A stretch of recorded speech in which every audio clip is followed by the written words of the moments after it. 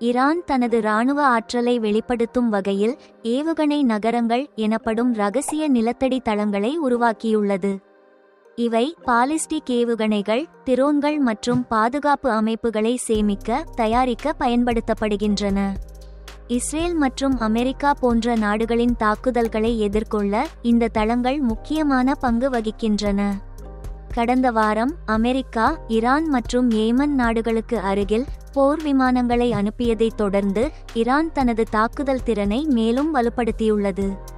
நாங்கள் தாக்கப்பட்டால் எங்கள் பதிலடி கடுமையாக இருக்கும் என ஈரான் எச்சரிக்கையளிக்கிறது. இந்த நிலத்தடி தளங்கள் எதிரி தாக்குதல்களை தடுக்கவும் எதிர்காலத்தில் தங்களை பாதுகாக்கவும் உதவும். 2000 கிலோமீட்டர் தொலைவில் உள்ள இலக்குகளை அடையக்கூடிய திறனை அவர்கள் பெருமையுடன் கூறுகிறார்கள்.